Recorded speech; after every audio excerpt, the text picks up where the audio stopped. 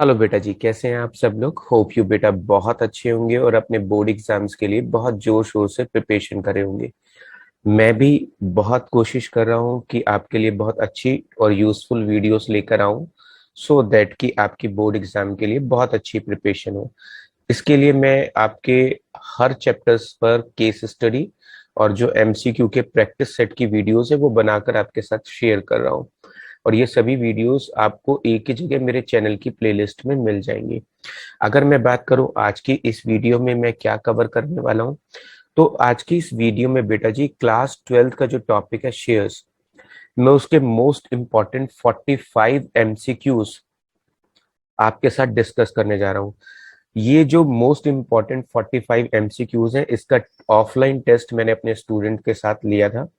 तो मैं सभी स्टूडेंट को ये बोलूंगा कि जब आप ये वीडियो देख रहे हो तो कोशिश करिएगा पेन और रजिस्टर लेकर बैठे और जो भी आपको इम्पोर्टेंट पॉइंट्स नजर आते हैं उनको एक जगह पे नोट डाउन कर ले। ये पहली बात।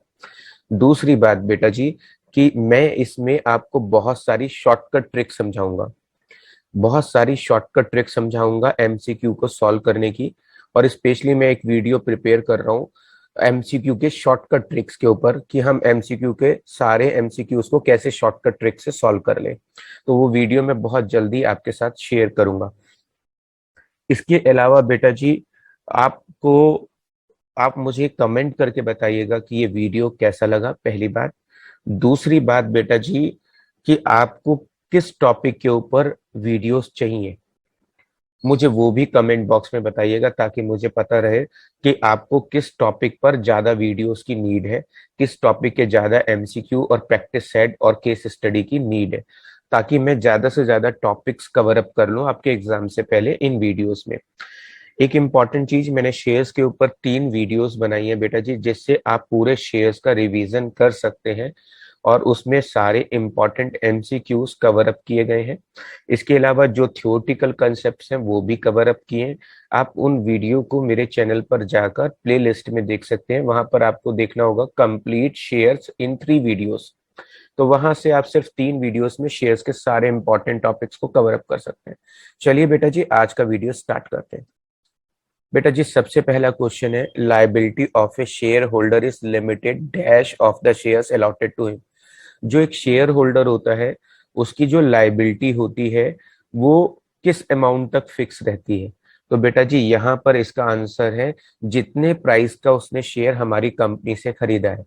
अगर किसी शेयर होल्डर ने हमारा शेयर 10 रुपए वाला खरीदा है तो उसकी लाइबिलिटी 10 रुपए तक फिक्स हो जाएगी कि उसे 10 रुपए हमारी कंपनी को पे करने ही करने हैं। तो यहाँ पर बेटा जी पूछा है कि एक शेयर होल्डर की लाइबिलिटी किस अमाउंट तक लिमिटेड रहती है जो शेयर हमने उसको अलॉट कर दिए।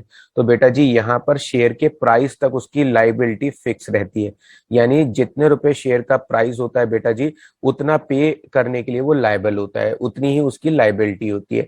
डन। तो इसका आंसर है बेटा जी सी। वैसे भी आप जानते हैं कि कंपनी में जो शेयर होल्डर्स होते हैं उनकी जो लाइबिलिटी होती है वो लिमिटेड लाइबिलिटीज होती है। डन। तो इसका आंसर है सी। क्वेश्चन नंबर 2 बेटा जी, equity shares can not be issued for the purpose of. हम इक्विटी शेयर इनमें से किस पर्पस के लिए इश्यू नहीं कर सकते हैं। हमें पैसा चाहिए, हम इस पर्पस के लिए पैसे को मार्केट से उठाने के लिए बदले में शेयर्स इश्यू कर सकते हैं। हाँ बेटा, कर सकते हैं।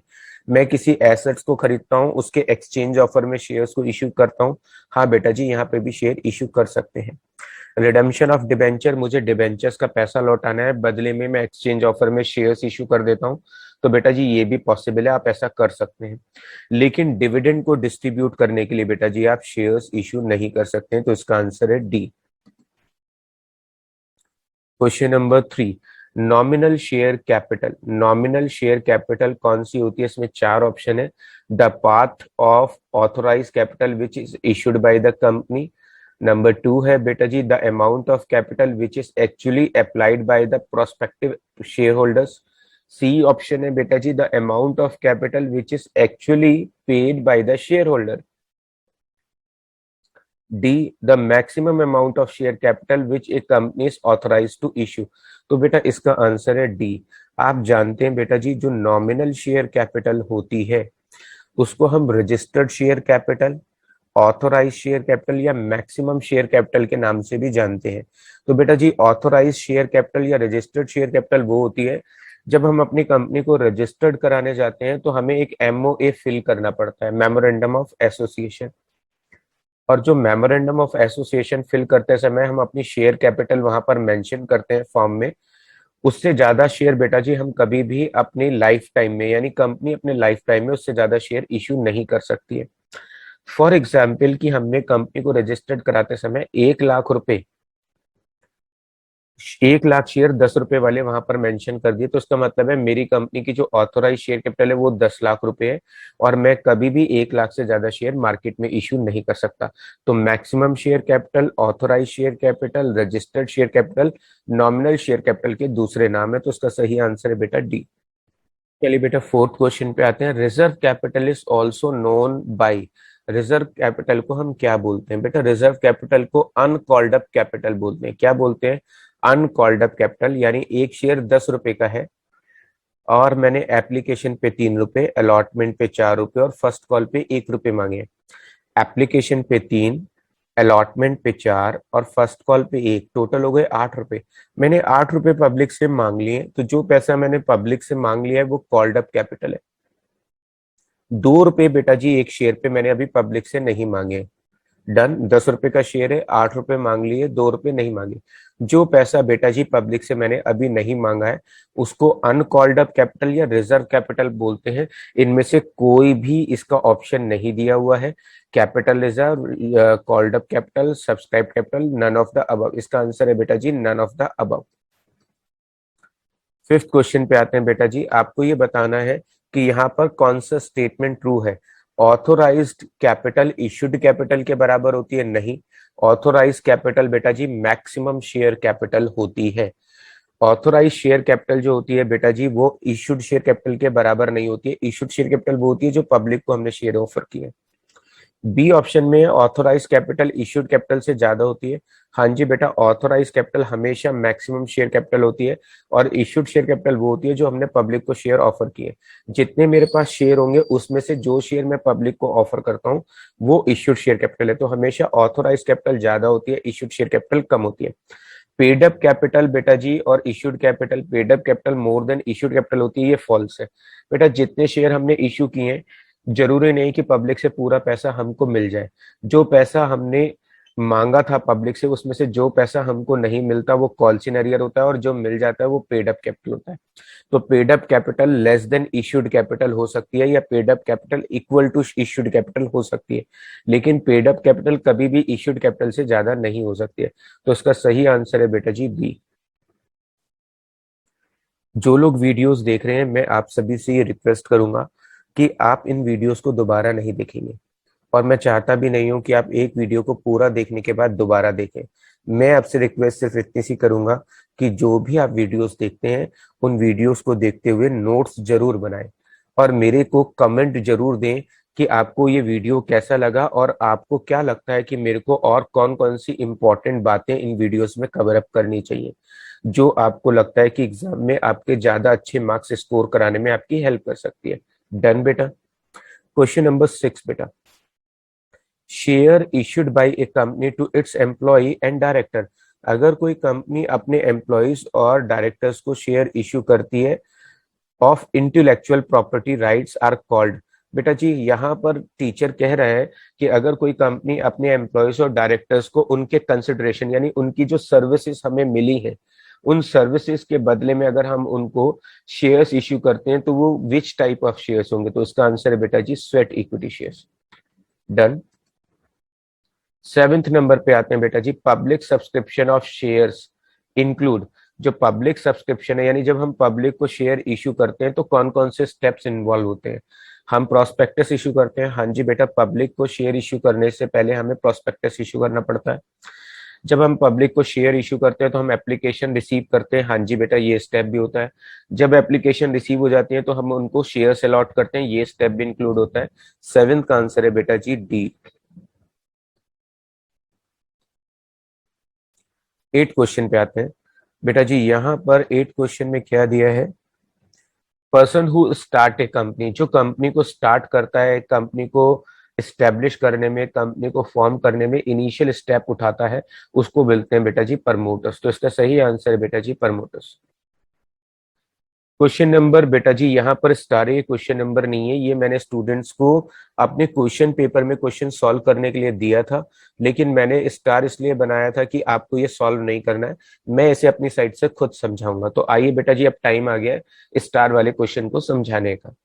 As per SEBI guidelines application money should not be less than dash of the issue price of each share.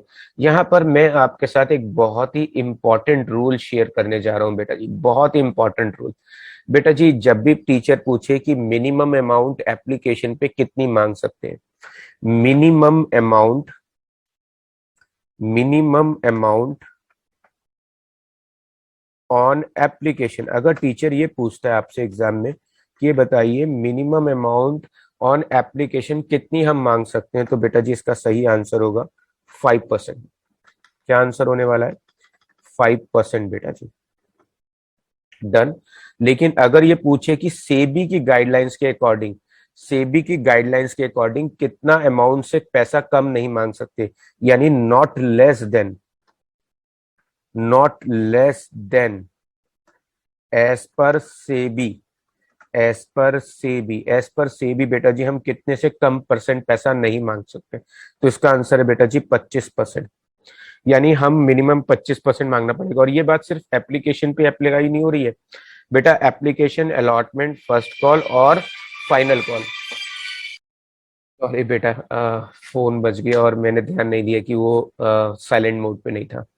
तो चलिए बेटा जी, मैं आपको बता रहा था कि जो एप्लीकेशन है उसपे मिनिमम हम 5% पैसा मांग सकते हैं, लेकिन सेबी की गाइडलाइंस के हिसाब से हम application, allotment, first call, second call या हमारी जितनी भी कॉल है उन पर 25% से कम पैसे नहीं मांग सकते। तो यहाँ पर दो गाइडलाइंस हो गई। अगर टीचर पूछता है कि मिनिमम एप्लीकेशन अमाउंट तो 5%, और अगर टीचर पूछता है कि हम कितने परसेंट से पैसा कम किसी भी कॉल पे नहीं मांग सकते, किसी भी कॉल पे, नॉट ओनली एप्लीकेशन, किसी भी कॉल पे नहीं मांग सकते, तो उसका आंसर है 25%। तो मैं ये बोलूंगा आप जहां पे भी नोट्स बना रहे हैं वहां पर इस बात को अच्छे से नोट डाउन कर लें, ताकि एग्जाम में पेपर देने से पहले ये पॉइंट आपके दिमाग में रहे और एग्जाम में आप गलती ना करें। तो इसका सही आंसर है बेटा जी 25%। नाइन्थ क्वेश्चन पे आते हैं बेटा जी। 4,000 इक्विटी शेयर है, 10 रुपीज का एक है, और हमने 8% प्रीमियम पर प्रमोटर्स को इश्यू किए। जब हम प्रमोटर्स को इश्यू करेंगे तो बेटा जी हम जब जनरल एंट्री बनाएंगे तो हम एंट्री बनाएंगे goodwill account debit to equity share capital, या preliminary expense account debit to share capital, या formation expense account debit to share capital. Formation की जगह वर्ड लिख सकते हैं incorporation cost account debit to share capital. तो बेटा जी जब भी हम प्रमोटर्स को उनकी सर्विसेज के बदले में शेयर्स इशू करते हैं तो आपको एंट्री बनानी होती है, और तब एंट्री बनाते समय आप डेबिट में चार चीजों को लिख सकते हैं: goodwill, preliminary expense, incorporation cost, या formation expense account debit to share capital. तो इसका आंसर है बेटा जी बी। जी बेटा, क्वेश्चन नंबर 10 पर आते हैं। यहाँ पर लिखा है कि हम लोगों ने वेंडर वेंडर को 1,25,000 के कंसिडरेशन के बदले में, यानी वेंडर से बेटा जी हमने एसेट्स खरीदी हैं। जैसे हम कोई मशीन या बिल्डिंग खरीदते हैं तो हम जिससे पार्टी से ये खरीदते हैं उसको वेंडर बोलते हैं। मैंने वेंडर से बेटा जी 1,25,000 रुपए के 1,25,000 रुपए की एसेट्स खरीदी है, और बदले में उसको यहाँ पर लिखा है if vendor are issued fully paid up share of 1,25,000। अगर हमने वेंडर को 1,25,000 रुपए के शेयर इशू किए हैं और जो नेट एसेट्स हमने खरीदी है वो 1,50,000 की खरीदी है, 1,50,000 की एसेट्स खरीदी है और बदले में 1,25,000 रुपए के शेयर्स दिए हैं, तो बेटा जी वो जो 25,000 रुपए का डिफरेंस बचा हुआ है उसको हम सिक्योरिटी प्रीमियम बोलेंगे। अगर बेटा जी हम जितने वैल्यू है उसके बराबर शेयर इशू करते हैं तो कहते हैं इशू करना एट पार पे। और बेटा जी जितनी पेमेंट करनी है अगर मैं उससे कम अमाउंट के शेयर इशू कर रहा हूं तो डिफरेंस को हमेशा सिक्योरिटी प्रीमियम मानेंगे। इसमें एक डिस्काउंट का केस होता था बट वो अब सिलेबस में नहीं है तो वो ऑप्शन आ नहीं सकता एग्जाम में, तो इसका सही आंसर है बेटा जी सी। क्वेश्चन नंबर 11 बेटा जी, maximum limit of premium on shares, यानी हम एक किसी शेयर को इश्यू करते समय हम मैक्सिमम कितने परसेंटेज का प्रीमियम कॉल कर सकते हैं, तो बेटा प्रीमियम की कोई लिमिट नहीं है, इसका आंसर है सी। क्वेश्चन नंबर 12 में लिखा है बेटा जी, when a company issue shares at a premium, अगर कोई कंपनी शेयर्स को प्रीमियम पर इशू करती है तो ऐसे में हम प्रीमियम को कौन सी कॉल के साथ मांग सकते हैं? हम एप्लीकेशन के साथ मांग सकते हैं, हम अलॉटमेंट के साथ मांग सकते हैं। बेटा जी सबने पढ़ा हुआ है, इस क्वेश्चन में थोड़ा सा दिमाग लगाना है। आपने पढ़ा होगा क्वेश्चन में हम ज्यादातर एप्लीकेशन के साथ भी मांगते हैं, अलॉटमेंट के साथ भी मांगते हैं। यानी जब हम एप्लीकेशन के साथ मांग सकते हैं, अलॉटमेंट के साथ मांग सकते हैं, तो कॉल्स के साथ भी मांग सकते हैं। अगर ये दोनों ऑप्शन है तो इसका मतलब नीचे कहीं ऑप्शन होना चाहिए था बोथ ए एंड बी, वो नहीं दिया हुआ है। तो आप थोड़ा सा खुद लॉजिक लगाइए कि एप्लीकेशन के साथ भी मांग सकते हैं, अलॉटमेंट के साथ भी मांग सकते हैं, कॉल के साथ भी मांग सकते हैं। बेटा जी प्रीमियम इनमें से किसी के साथ भी मांगा जा सकता है, तो इसका आंसर है डी। 13 नंबर बेटा जी, for what purpose, for what purpose security premium reserve को हम किस पर्पस के लिए यूज नहीं कर सकते? बेटा जी प्रीलिमिनरी एक्सपेंस के लॉस को राइट ऑफ करने में यूज कर सकते हैं। इसके अलावा तीसरे नंबर पे सी है, बोनस शेयर में हम यूज कर सकते हैं। हम अपने ही शेयर्स को बाई बैक करने में यूज कर सकते हैं, लेकिन डिविडेंड को पे करने में और बिजनेस के लॉसेस को राइट ऑफ करने में सिक्योरिटी प्रीमियम का यूज नहीं हो सकता। इसका आंसर बी है। क्वेश्चन नंबर बेटा जी 14, एक कंपनी है, 50,000 शेयर 20 रुपए वाले हैं, 5% प्रीमियम पर इशू किए और इसने 10 रुपए एप्लीकेशन पे मांगे, तो पूछ रहा है अलॉटमेंट पे कितने पैसे होंगे? बेटा जी 20 रुपए का शेयर है, अगर मैं 5% प्रीमियम निकालूं तो बेटा जी 5% प्रीमियम कितना निकलेगा? 5% प्रीमियम निकलेगा बेटा जी 1 रुपए, तो शेयर हो गया 21 रुपए का। 21 में से बेटा जी 10 रुपए तो मैंने एप्लीकेशन पे मांग लिए। किस पे मांग लिए? एप्लीकेशन पे मांग लिए। तो बेटा जी बैलेंस कितना बचा? 11 रुपए का, वो मैंने कब मांगा है? अलॉटमेंट पे। अलॉटमेंट पे 11 रुपए मांगे और कितने शेयर्स हैं बेटा जी? 50,000 शेयर्स हैं। तो इस हिसाब से बेटा जी टोटल कितना पैसा हो गया? 5,50,000 रुपए। तो इसका सही आंसर है बेटा जी सी, 5,50,000 रुपए। क्वेश्चन नंबर बेटा जी 15 पर आते हैं। यहाँ पर लिखा है amount of calls in arrear, कि जो कॉल्स इन अरियर है उसको हम बैलेंस शीट में कहाँ शो करते हैं? बेटा जी कॉल्स इन अरियर को हमेशा जो सब्सक्राइब शेयर कैपिटल होगी या फिर कॉल्ड अप शेयर कैपिटल होगी या फिर पेड अप शेयर कैपिटल होगी उसमें से माइनस करके दिखाते हैं। तो सब्सक्राइब का मतलब होता है जितने शेयर पब्लिक ने खरीदे, यानी जितने शेयर पब्लिक ने खरीदे यानी उतना पैसा मुझे मिलेगा, और उसमें से जो पैसा मुझे नहीं मिलेगा वो मैं माइनस कर दूंगा कॉल्स इन अरियर के नाम से। तो इसका ऑप्शन यहाँ पर बेटा जी बी है। 16 नंबर बेटा जी, amount of calls in advance को हम शेयर कैपिटल में ऐड करके दिखाते हैं, शेयर कैपिटल में लेस करके दिखाते हैं, एसेट्स में शो करके दिखाते हैं, या इक्विटी एंड लायबिलिटी वाली हेडिंग में दिखाते हैं। तो बेटा हम इक्विटी एंड लायबिलिटी में, करंट लायबिलिटी में, अदर करंट लायबिलिटी के कॉलम में हम कॉल्स इन एडवांस को शो करते हैं। डन। क्वेश्चन नंबर बेटा जी यहाँ पर स्टार वाला क्वेश्चन आया है, इट मींस ये क्वेश्चन बहुत सारे एग्जाम पेपर्स में मैंने आते हुए देखा है, तो ये क्वेश्चन डेफिनेटली आपको आना चाहिए एग्जाम के पॉइंट ऑफ व्यू से।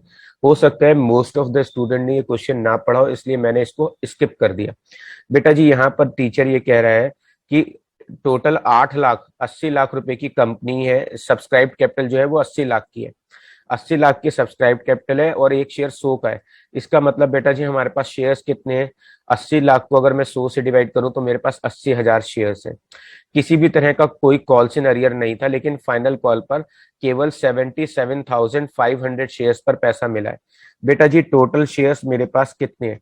टोटल शेयर्स बेटा जी 80,000 शेयर्स है और मुझको 77,500 शेयर्स पर पैसा रिसीव हुआ है, यानी इन शेयर्स पर बेटा जी मुझको पैसे रिसीव हुए हैं। यानी शेयर्स पर रिसीव कितना हुआ है?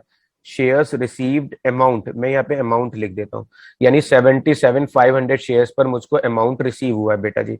यानी कितने शेयर्स पर अमाउंट रिसीव नहीं हुआ है? यानी 2500 शेयर्स पर बेटा जी, 2500 शेयर्स पर पैसे रिसीव नहीं हुए। जिनसे पैसे रिसीव नहीं होते हैं बेटा जी उनको क्या बोलते हैं? कॉल्स इन अरियर बोलते हैं। यहाँ पर टीचर ने हमको क्या बोला है? उसने पूछा है, बोला है कॉल्स इन अरियर के बारे में कि the balance of calls in arrear amount, यानी जो पैसे नहीं मिले हैं वो कितने रुपए के नहीं मिले हैं? 62,500 के। मैं दोबारा रिपीट करता हूँ, टोटल बेटा जी 80,000 शेयर्स हैं, 80,000 शेयर है, उसमें से 77,500 शेयर्स पे पैसा मिल चुका है, यानी 2500 शेयर्स पर मुझे कॉल्स इन अरियर के 62,500 नहीं मिले हैं। तो आपको यहाँ पर ये बताना है कि एक शेयर पर कितने रुपए नहीं मिले हैं।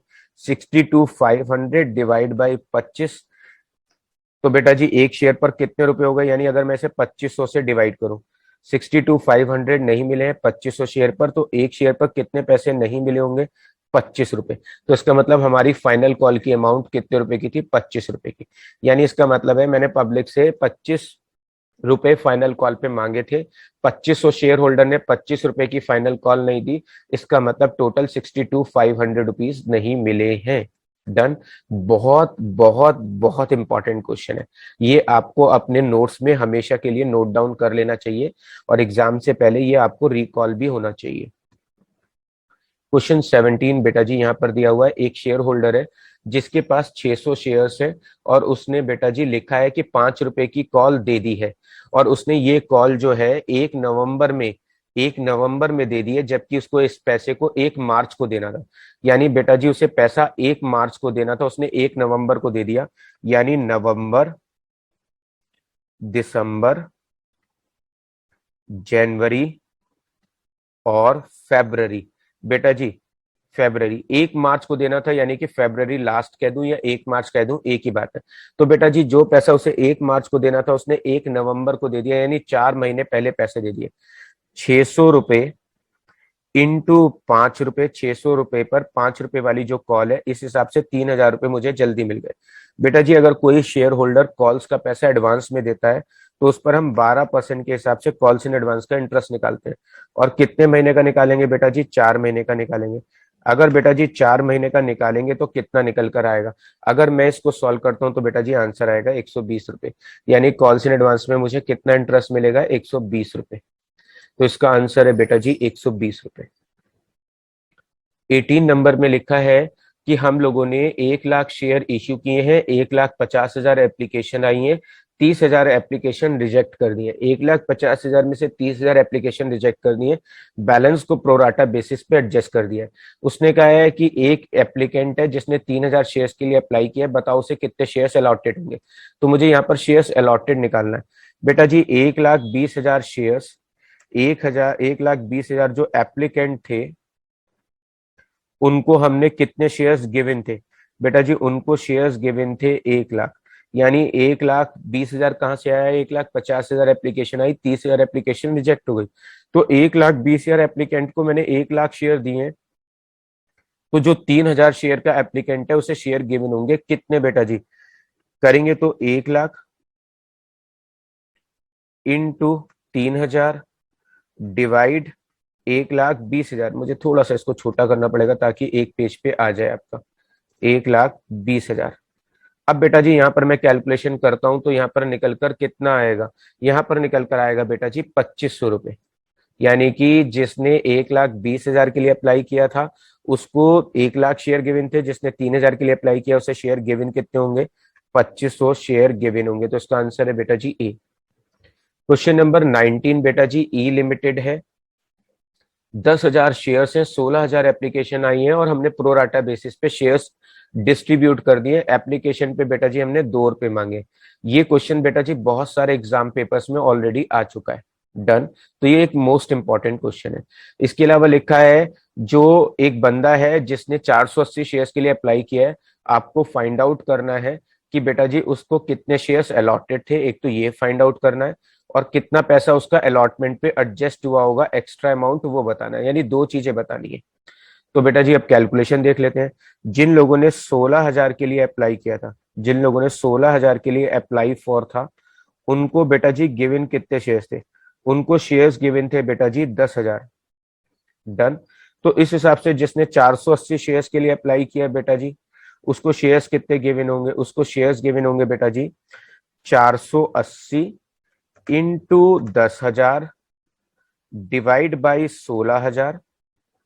इस हिसाब से उसको 300 शेयर गिवन होंगे। कितने शेयर गिवन होंगे, 300 शेयर गिवन होंगे बेटा जी। एक बार फिर से रिपीट कर देता हूं, 300 शेयर गिवन थे, 480 के लिए अप्लाई किया था, 300 शेयर गिवन है, 180 एप्लीकेशन एक्स्ट्रा आई है, 2 रुपए के हिसाब से 360 रुपए एडवांस आए, तो इसका आंसर हो गया बेटा जी डी। 20 नंबर पे आते हैं बेटा जी। यहाँ पर लिखा है 80,000 जो एप्लीकेंट्स थे उनको 60,000 शेयर्स अलॉटेड थे, तो जिसको 1,200 शेयर्स अलॉटेड है, बताओ उसने अप्लाई कितने के लिए किया होगा। अब थोड़ा सा उल्टा हो गया, जो अभी तक हम कर रहे थे उसका रिवर्स है। 60,000 shares given, given who apply for, जिन्होंने अप्लाई किया था कितने के लिए, हु अप्लाई फॉर बेटा जी 80,000 शेयर्स।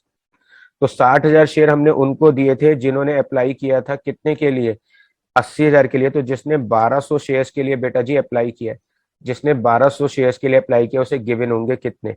तो बेटा जी कैसे करें, 1200 शेयर जिसने गिवन है उसने अप्लाई किया होगा कितने के लिए। ठीक है बेटा जी, अगर मैंने गलत बोला हो तो आप करेक्ट कर लीजिएगा। 1200 शेयर गिवन है तो अप्लाई कितने के लिए, 60,000। बेटा जी यहां पर निकल कर आएगा हमारे पास 1600। तो इसका आंसर आ रहा है 1600, यानी हमने 1200 शेयर उसको दिए जिसने अप्लाई किया होगा 1600 शेयर के लिए। डन। आइए बेटा जी क्वेश्चन नंबर 21 पर आते हैं। इसमें है कि 50,000 शेयर हमारे पास 10 रुपए वाले हैं, एप्लीकेशन पे 3 रुपए हैं, अलॉटमेंट पे 5 रुपए हैं, फर्स्ट कॉल पे बेटा जी 2 रुपए बचे हुए हैं, जो फाइनल कॉल भी है हमारी। 60,000 एप्लीकेशन आई है और प्रोराटा बेसिस पे हमने इनको शेयर्स दे दिए।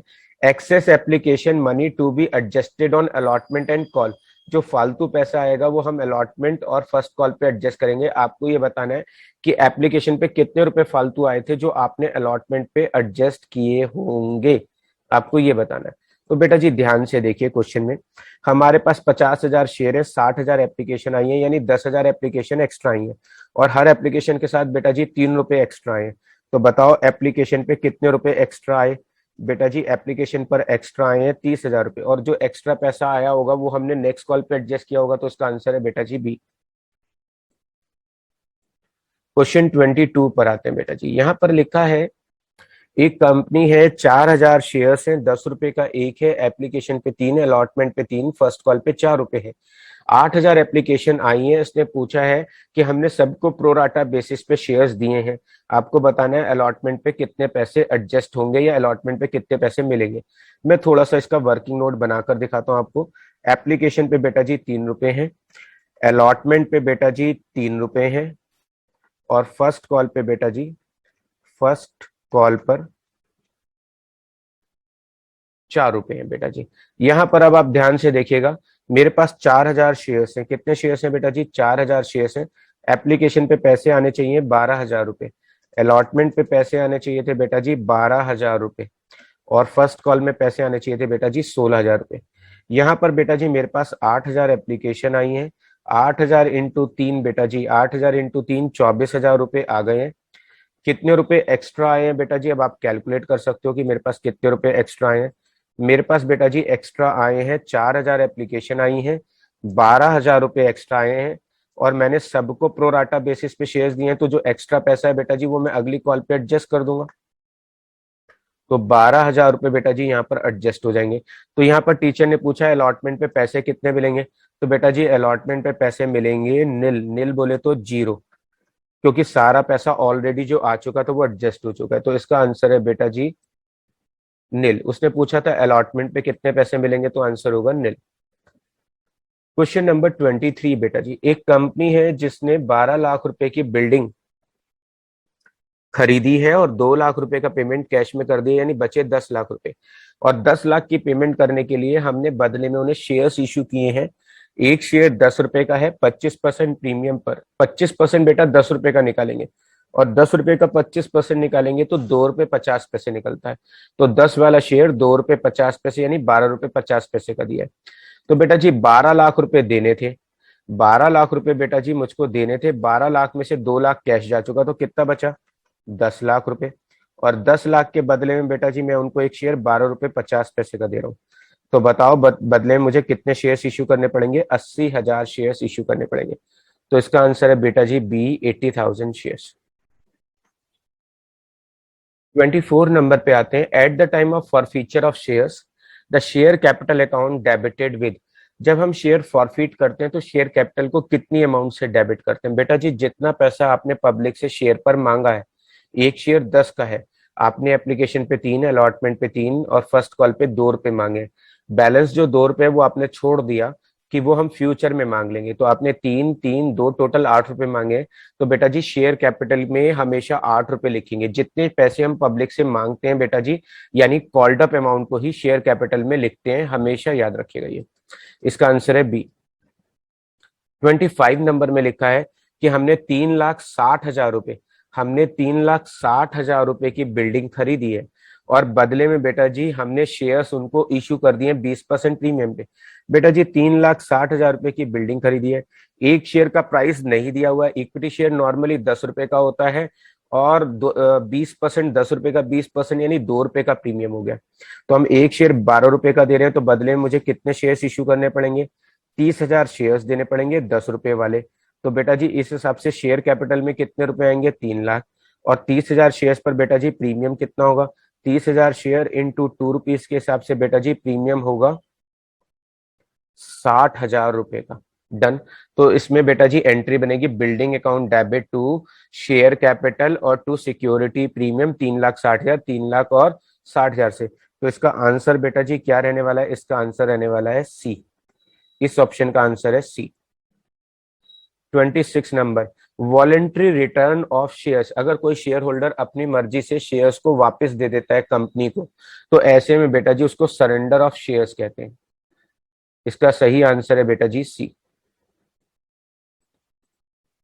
क्वेश्चन 26 पर आते हैं बेटा जी। यहां पर दिया हुआ है if the company on forfeited share has already been receive, यानी अगर हमने जो शेयर फॉरफिट किए उन पर हमें प्रीमियम मिल चुका है, तो बेटा जी सिक्योरिटी प्रीमियम को क्रेडिट करेंगे, डेबिट करेंगे, no treatment, none of these. बेटा जी अगर हमको प्रीमियम मिल चुका है तो फॉरफीचर की एंट्री में उसको शो नहीं करते हैं, तो इसका आंसर है बेटा जी सी। 27 नंबर, यहां पर टीचर ने पूछा है balance of share forfeiture account is shown. जो शेयर फॉरफीचर का बैलेंस है बेटा जी वो हम कहाँ शो करते हैं? बेटा जी शेयर फॉरफीचर का जो बैलेंस होता है वो शेयर कैपिटल में प्लस करके दिखाते हैं। याद रखिएगा, अगर टीचर एग्जाम में पूछता है कि कॉल्स इन अरियर को कहाँ शो करेंगे, तो शेयर कैपिटल वाले कॉलम में माइनस करके दिखाते हैं। और अगर टीचर पूछे शेयर फॉरफीचर का बैलेंस कहाँ शो करेंगे, तो बेटा जी शेयर कैपिटल वाले अकाउंट में प्लस करके दिखाएंगे। अगर टीचर पूछता है कि कैपिटल रिजर्व और सिक्योरिटी प्रीमियम को कहां शो करेंगे, तब आंसर होगा रिजर्व सरप्लस बेटा जी। 28 नंबर बेटा जी, यहां पर दिया है 10 रुपए का एक शेयर है जो हमने 1 रुपए प्रीमियम पर इश्यू किया है। 9 रुपए बेटा जी हमने पब्लिक से मांगे हैं, 9 रुपए हमने पब्लिक से मांगे जिसमें 1 रुपए प्रीमियम का इंक्लूड है। 7 रुपए बेटा जी हमको मिल चुके हैं, 7 रुपए हमको मिल चुके हैं। टीचर ने पूछा कैपिटल अकाउंट में कितने रुपए डेबिट करोगे, यानी यहाँ पर टीचर पूछ रहा है जब हम शेयर फॉरफिट करेंगे तो शेयर कैपिटल अकाउंट में हम कितने रुपए डेबिट करेंगे, ये चीज टीचर ने पूछी है। बेटा जी मैंने पीछे बताया था कॉल्ड अप अमाउंट, क्या लिखते हैं? कॉल्ड अप अमाउंट, जो पैसे हमने शेयर्स के मांग लिए। बेटा जी शेयर 10 का है, 1 रुपए का प्रीमियम है, 9 रुपए मांगे। 9 रुपए में 1 रुपए तो प्रीमियम का इंक्लूड है, तो उसका मतलब हमने शेयर्स के कितने रुपए मांगे हैं? 8 रुपए। तो इसका सही आंसर है बेटा जी 8 रुपए। 29 नंबर पे आते हैं बेटा जी। यहां पर लिखा है कि 800 शेयर से 10 रुपए का एक है, 20% यानी 2 रुपए का प्रीमियम है। उसने एप्लीकेशन पे 5 रुपए नहीं दिए हैं इंक्लूडिंग 2 रुपए का प्रीमियम, और फर्स्ट फाइनल कॉल पे 3 रुपए नहीं दिए। आपको बताना है कि आप शेयर फॉर फ्यूचर अकाउंट में कितने पैसे क्रेडिट करेंगे। ध्यान से सुनेंगे बेटा जी। शेयर फॉर फ्यूचर अकाउंट में बेटा जी मैं रिसीव्ड अमाउंट, जो पैसे मुझे रिसीव्ड हो चुके होते हैं उसको क्रेडिट करता हूँ, रिसीव्ड अमाउंट को क्रेडिट करता हूं। तो बेटा जी अब आप सोचो कि 10 रुपए का एक शेयर है, 2 रुपए का प्रीमियम है, यानी कि इसका मतलब ये हुआ कि पब्लिक से मैंने 12 रुपए मांगे थे। 12 में से बेटा जी उसने 5 और 3 8 रुपए नहीं दिए, 8 रुपए नहीं दिए, तो कितने रुपए मिल गए बेटा जी? 4 रुपए मिल गए। कितने शेयर्स हैं बेटा जी? 800 शेयर्स है। तो इसका मतलब वो टोटल मुझे कितने पैसे दे चुका है? 3200 रुपए दे चुका है। तो इसका आंसर है सी, 3200 रुपए। याद रखिएगा जब भी टीचर पूछे शेयर फॉर फ्यूचर में कितने पैसे क्रेडिट होंगे at the time of for future, तो जो पैसे रिसीव हो गए। बेटा जी 12 रुपए टोटल मांगे थे, उसमें से उसने 8 रुपए इंक्लूडिंग प्रीमियम नहीं दिए, तो 4 रुपए मुझे मिल चुके। 4 इंटू 800, 3200। आई बेटा जी क्वेश्चन नंबर 30 करते हैं हम। इसमें लिखा है 500 शेयर्स हैं, 10 रुपए का एक है और 1 रुपए का प्रीमियम है। 9 रुपए हमने पब्लिक से मांगे हैं। कितने रुपए मांगे हैं बेटा जी? 9 रुपए पब्लिक से मांगे हैं, उसमें वो 7 रुपए हमको दे चुका है इंक्लूडिंग प्रीमियम, यानी मुझे टोटल 7 रुपए मिले हैं। उसने पूछा शेयर फॉर फ्यूचर में कितने पैसे क्रेडिट करेंगे। बेटा जी शेयर फॉर फ्यूचर में वो पैसे लिखते हैं जो हमें रिसीव हुए at the time of for future. Share for future में हम रिसीव्ड अमाउंट लिखते हैं। याद रखिएगा जो रिसीव्ड अमाउंट होती है उसमें प्रीमियम इंक्लूड नहीं होता। रिसीव्ड अमाउंट, क्योंकि प्रीमियम का पैसा मिल जाता है तो उसको हम फॉरफीचर की कैलकुलेशन में यूज नहीं कर सकते। कितने पैसे रिसीव हुए बेटा जी? 7 रुपए रिसीव हुए, उसमें 1 रुपए प्रीमियम का इंक्लूड है। इसका मतलब मुझे नेट कितने रुपए मिले हैं? 600 रुपए मिले हैं मुझे, सॉरी 6 रुपए मिले हैं। तो मुझको 6 रुपए मिले हैं बेटा जी, तो बताओ 500 शेयर्स पर मुझे टोटल कितने पैसे मिले हैं? 3,000 रुपए मिले हैं। तो बेटा जी इसका आंसर है ए, 3,000 रुपए। आइएगा बेटा जी, क्वेश्चन नंबर 31 पर आते हैं। इसमें दिया हुआ है एक कंपनी है, उसने 200 शेयर 10 रुपए वाले फॉरफिट किए हैं जिसपे 9 रुपीज मांगे थे। तो बेटा जी शेयर कैपिटल में 9 रुपीज लेंगे, 200 शेयर है इंटू 9 रुपीज, तो शेयर कैपिटल में 1800 रुपए डेबिट होंगे। तो हमारा आंसर सी या डी में से एक है। 7 रुपए दे चुका है, जो पैसे मिल जाते हैं वो फॉरफीचर में लिखते हैं। 200 इंटू 7, शेयर फॉरफीचर में आएंगे 1400 रुपए। तो बेटा जी इस क्वेश्चन का आंसर है सी। इस क्वेश्चन का सही आंसर है बेटा जी सी। क्वेश्चन नंबर 32 पर आते हैं बेटा जी। 400 शेयर हैं, एक शेयर 20 रुपए का है, 15 रुपए हमने पब्लिक से मांगे हैं, जिसमें एप्लीकेशन अलॉटमेंट के 11 रुपए मिल चुके हैं। इसके अलावा टीचर का कहना है कि इसमें से 100 शेयर हमने 24 रुपए में रीइश्यू कर दिए हैं। आपको कैपिटल रिजर्व का आंसर बताना है। मैं बेटा जी कैपिटल रिजर्व का कई बार आपको शॉर्टकट ट्रिक समझा चुका हूँ। री issue, gain minus loss, gain minus loss, ये हमारी शॉर्टकट ट्रिक है। बेटा जी कितने शेयर्स री इशू किए हैं? 100 शेयर री इशू किए हैं। अब बताओ बेटा जी गेन कितना हुआ? ये बेटा जी 15 रुपए में से मुझे कितने रुपए दे चुका है? 11 रुपए दे चुका है। इसके अलावा बेटा जी उसने 100 वाले शेयर 20 रुपए वाले 24 रुपए में री इशू किए हैं, यानी प्रीमियम पर इशू किए हैं। तो री इशू के टाइम पर कोई लॉस तो हुआ नहीं, क्योंकि 20 वाला शेयर हमने कितने में री इशू कर दिया? 24 में। तो लॉस हुआ 0 का। तो बेटा जी आंसर कितना आएगा? आंसर आएगा 1100 रुपए। तो इसका सही आंसर है बेटा जी सी। उसके नेक्स्ट क्वेश्चन पे आते हैं। ये स्टार है, इसका मतलब ये मैंने आपको क्वेश्चन पेपर में करने के लिए नहीं बोला था। लाइए यहाँ पर डिस्कस कर लेते हैं। यहाँ पर टीचर ने पूछा है, बहुत इंपॉर्टेंट क्वेश्चन है, बहुत ही इंपॉर्टेंट क्वेश्चन है बेटा जी। The amount of discount on reissue of forfeited shares. जब हम फॉरफिट किए हुए शेयर्स को दोबारा मार्केट में बेचते हैं तो हम मैक्सिमम कितना डिस्काउंट दे सकते हैं? यहाँ पर बेटा जी मेरे को आपको टेक्निकली ये क्वेश्चन समझाना पड़ेगा। 10 रुपए का एक शेयर है, 10 रुपए का एक शेयर है बेटा जी। मान लीजिए वो 7 रुपए दे चुका है, 7 रुपए पेड अप है। कितने रुपए पेड अप है? 7 रुपीज पेड अप है बेटा जी। और उसने 3 रुपीज बेटा जी कॉल्स इन अरियर के नाम से नहीं दिए। अब आप ऐसे समझो कि एक क्वेश्चन ये दिया हुआ है कि 10 रुपए का शेयर है, 7 रुपए वो दे चुका है और 3 रुपए कॉल्स इन अरियर के नहीं मिले। बेटा जी याद रखिएगा, जो कंपनी का डायरेक्टर होता है उसकी ये रिस्पॉन्सिबिलिटी होती है कि अगर उसने मार्केट में 10 रुपए का शेयर इशू किया है तो एट एनी हाउ वो 10 रुपए इकट्ठा करे जरूर उस पर। यानी अगर 10 का शेयर इकट्ठा किया है तो एट एनी हाउ से 10 रुपए कलेक्ट करने ही करने हैं, चाहे वो फॉरफीचर से इकट्ठा करे चाहे री इशू करके इकट्ठा करे, लेकिन उसे टोटल 10 रुपए इकट्ठे करने। तो बेटा जी यहां पर 10 वाला शेयर हमें 7 रुपए ऑलरेडी मिल चुके हैं। कितने रुपए मिल चुके हैं?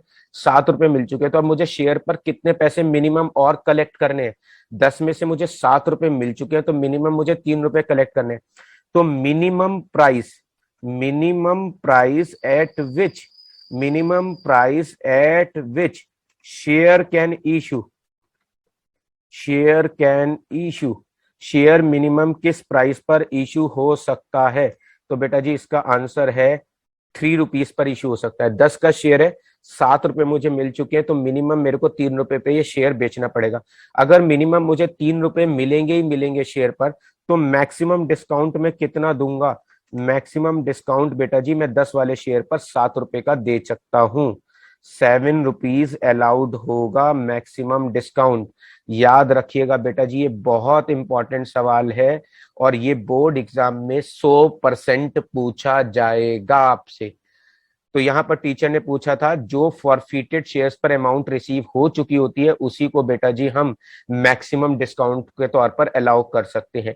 फिर से एक बार रिपीट करता हूँ, 10 रुपए का शेयर है, 7 रुपए वो फॉर फीचर के समय हमें दे चुका था, 3 रुपए उसे नहीं दिए थे। आप जानते हैं कंपनी के डायरेक्टर को शेयर पे पूरे 10 रुपए इकट्ठे करके दिखाने होंगे। तो 7 रुपए मिल चुके, तो यानी उसे रीइश्यू के टाइम पर मिनिमम कितने रुपए और इकट्ठे करने पड़ेंगे? 3 रुपए। तो टीचर अगर क्वेश्चन में पूछता है कि आप मिनिमम किस प्राइस पर शेयर इश्यू करेंगे तो आंसर होगा 3 रुपए। और पूछेगा कि अगर मैक्सिमम कितना डिस्काउंट दे सकते हो, तो मिनिमम 3 रुपए तो चाहिए ही चाहिए, तो मैक्सिमम कितना डिस्काउंट दे सकते हैं, 7 रुपए। तो याद रखिएगा, फॉरफिटेड के टाइम पर जितना पैसा मिल चुका होता है उतना ही हम मैक्सिमम डिस्काउंट दे सकते हैं। मोस्ट इंपॉर्टेंट क्वेश्चन है ये। 33 नंबर बेटा जी, 400 शेयर है, एक शेयर 10 रुपए का है, 7 रुपीज कॉल्ड अप है। 7 रुपए बेटा जी कॉल्ड अप है, उसमें फाइनल कॉल के उसने 2 रुपए नहीं दिए हैं। 300 शेयर बेटा जी, 7 वाले शेयर को 6 रुपए में री इशू कर दिया है, कैपिटल रिजर्व बता दीजिए। बहुत आसान है, कैपिटल रिजर्व निकालना है तो री issue gain minus loss, done बेटा जी। तो कितने शेयर्स री इशू किए बेटा जी, हमने शेयर री इशू किए 300। गेन कितना हुआ है बेटा जी, गेन हुआ है हम लोगों को 7 रुपए का शेयर है, 2 रुपए फाइनल फर्स्ट कॉल के नहीं दिए, तो कितने रुपए दे चुका है, 5 रुपए दे चुका है बेटा जी। इसके अलावा बेटा जी लॉस, 7 वाले शेयर को 6 रुपए में इशू किया, तो लॉस कितना हुआ बेटा जी, 1 रुपए का लॉस हुआ। तो फाइनली आंसर कितना आया बेटा जी, 1200 रुपए का आंसर आया। तो इसका सही आंसर है बेटा जी बी। उसके नेक्स्ट आते हैं बेटा जी 34 नंबर पे। 600 शेयर है बेटा जी, 100 रुपए का एक है, 70 रुपए हमने मांगे हैं। 70 में वो बेटा जी एप्लीकेशन अलॉटमेंट के 50 रुपए दे चुका है। 70 रुपए मांगे हैं, एप्लीकेशन अलॉटमेंट पे 50 रुपए दे चुका है बेटा जी। उसने 400 शेयर री इशू कर दिए 110 रुपए में। कैपिटल रिजर्व बताइए बेटा जी, कैपिटल रिजर्व का फार्मूला क्या है, आर जी माइनस एल। बेटा जी अब मैं अब शॉर्ट फॉर्म यूज कर रहा हूं। कितने शेयर री इशू किए, 400 शेयर री इशू किए बेटा जी, 400 शेयर री इशू किए। गेन बेटा जी 70 रुपए मांगे थे, 50 रुपए वो दे चुका है, तो गेन हो गया 50 रुपए का। लॉस बेटा जी 100 वाला शेयर 110 का बेटा बेचा, तो लॉस हुआ 0। आंसर होगा बेटा जी कितने रुपए, 20,000 रुपए। तो इसका सही आंसर है बेटा जी 20,000 रुपए। 35 नंबर, मधु लिमिटेड है, 800 शेयर है, 10 रुपए का एक है, 10% का प्रीमियम है। 800 शेयर है, 10 रुपए का एक है, 10% का प्रीमियम है। 9 रुपए कॉल्ड अप है, यानी मैंने 9 रुपए मांगे हैं बेटा जी, उसने उसमें से 3 रुपए अलॉटमेंट पे नहीं दिए इंक्लूडिंग प्रीमियम। और फर्स्ट और फाइनल कॉल पे एक तरीके से उसने 2 रुपए नहीं दिए। 600 शेयर हमने री इशू कर दिए 9 रुपए में। आपको कैपिटल रिजर्व का आंसर बताना है। जी बेटा, कैपिटल रिजर्व का फार्मूला बताइए।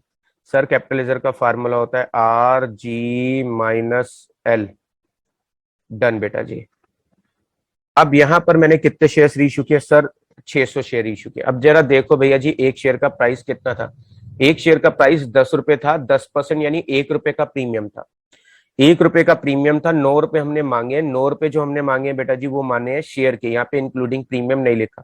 तो 9 रुपए हमने मांगे हैं शेयर के, 1 रुपए हमने मांगे हैं प्रीमियम के। तो पब्लिक से 10 रुपए मांगे थे, 10 में से उसने बेटा जी 5 रुपए नहीं दिए इंक्लूडिंग प्रीमियम।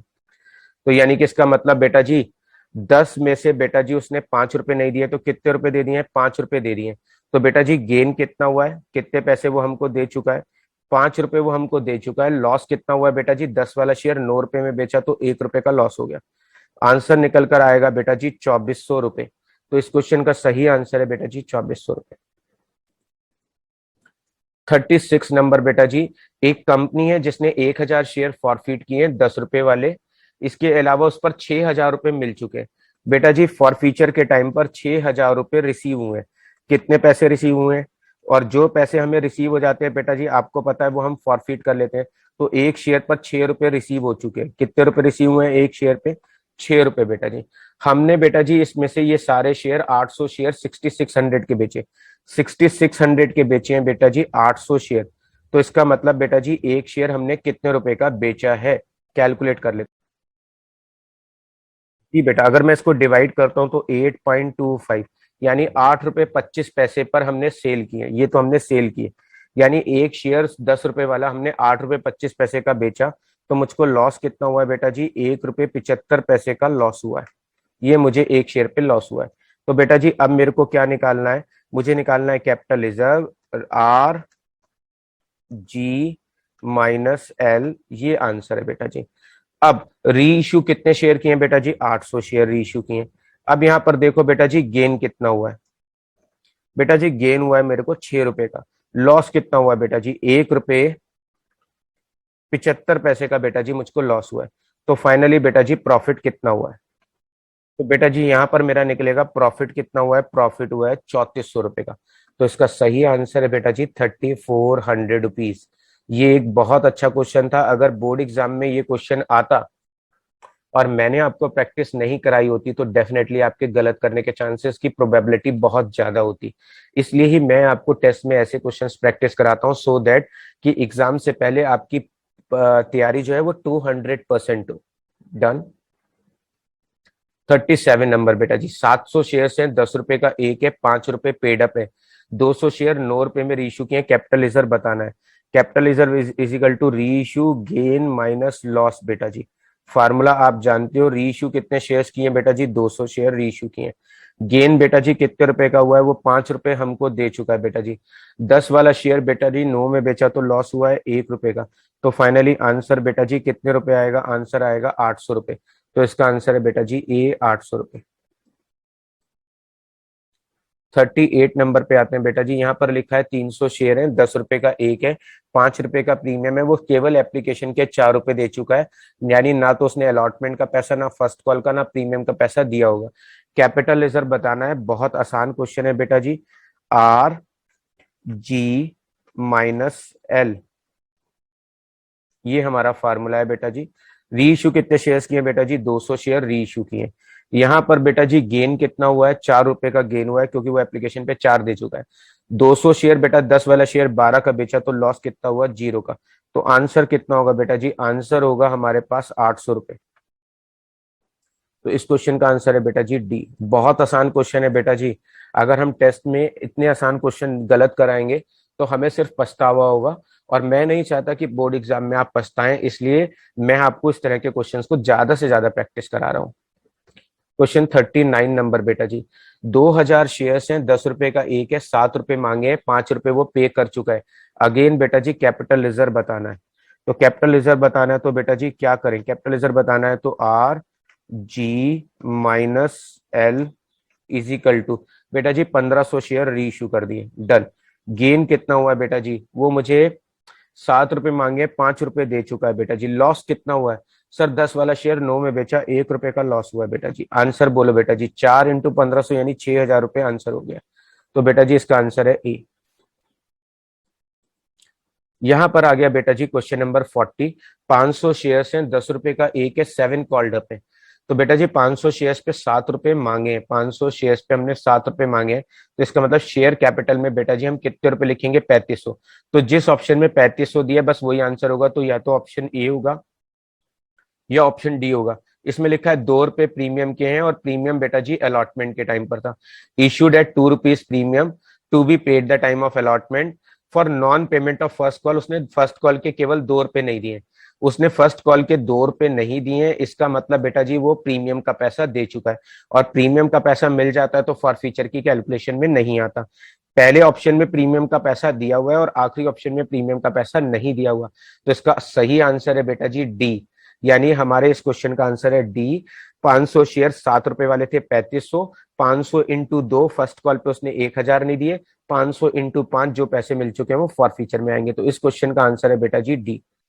तो बेटा जी ये था आज का एक टेस्ट वीडियो, जिसमें मैंने आपको जो मैंने ऑफलाइन टेस्ट लिया था 40 मोस्ट इंपॉर्टेंट क्वेश्चंस का, वो सारे क्वेश्चन मैंने सॉल्व करके विद लॉजिकली आपको समझाने की पूरी कोशिश की है। आप कमेंट बॉक्स में बताइएगा कि ये वीडियो आपको एग्जाम पॉइंट ऑफ व्यू से कितना यूजफुल लगता है, और आपको कितने इंपॉर्टेंट नोट्स बनाने के लिए इस क्वेश्चन से मिले हैं, कितनी गलतियां हैं जो आपने सीखी हैं जो शायद अब आप बोर्ड एग्जाम में नहीं करेंगे। और बेटा अगर ये वीडियो अच्छा लगा हो तो चैनल को सब्सक्राइब करिएगा, और इस वीडियो को अपने फ्रेंड्स के साथ ज्यादा से ज्यादा शेयर करिएगा। अगर बेटा आपको ये वीडियो अच्छा लगा है तो प्लीज सब्सक्राइब द चैनल, और इस वीडियो को अपने फ्रेंड्स के साथ ज्यादा से ज्यादा शेयर करें।